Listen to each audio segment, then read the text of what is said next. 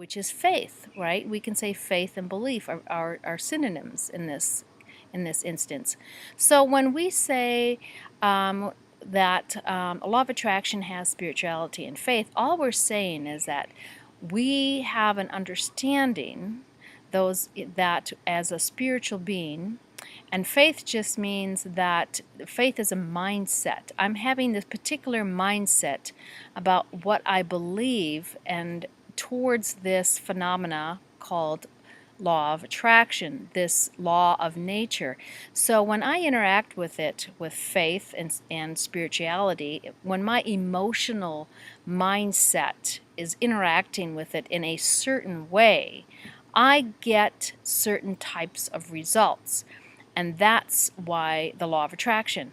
So, and many people understand a positive mindset versus a negative mindset.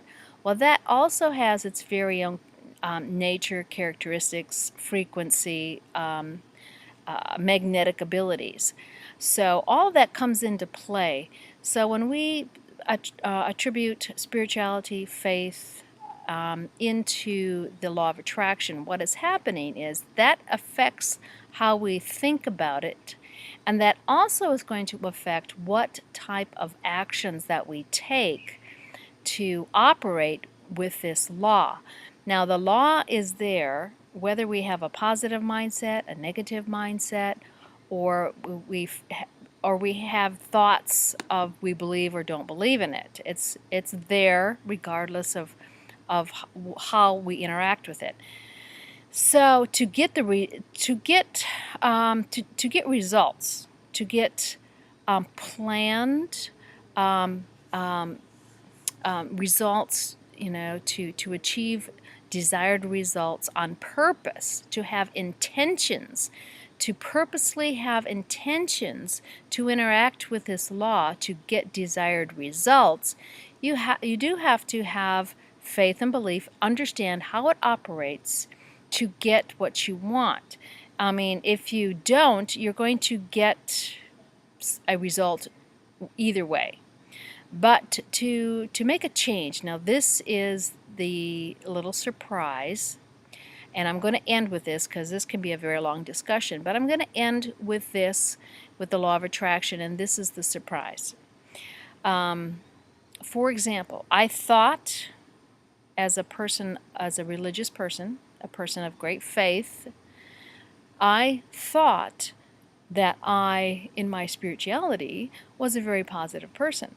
But when I started, learning about law of attraction and integrating it into my belief system, and I started paying attention to my thought life and my emotions, and I realized what a very fearful, doubtful, negative person I really was.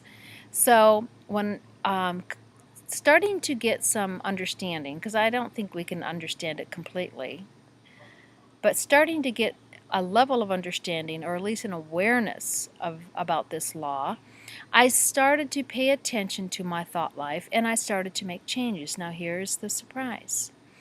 You can turn around a thought life, a mindset, a belief system by doing something very simple. And it's almost so simple it doesn't seem like it's possible. But all we have to do is, whenever we find ourselves in any type of negative mindset, whether it being fear, doubt, anything negative, anything where you don't feel good, and you want to feel good, but you don't know how to change it. You don't know how to change the habitual mindset. And it's an addictive a habit that we have, and we'll talk about that later, why I say it's an addictive habitual behavior, and I'll talk about that next time.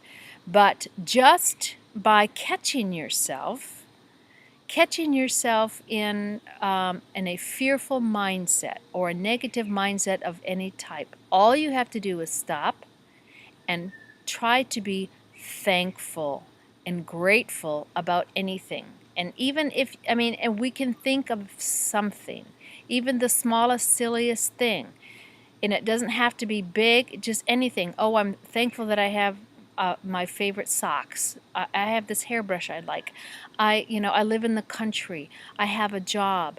I have people that love me. Anything, big or small, we stop the pattern of negative thinking.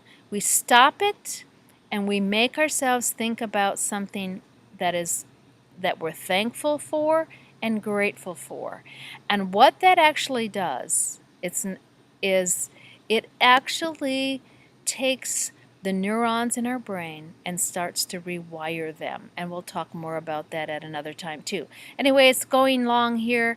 I just want to take a little time, and the surprise for you is you can make the changes. You can have this law of attraction purposely working some miraculous and wonderful things in your life, and we'll continue this discussion more.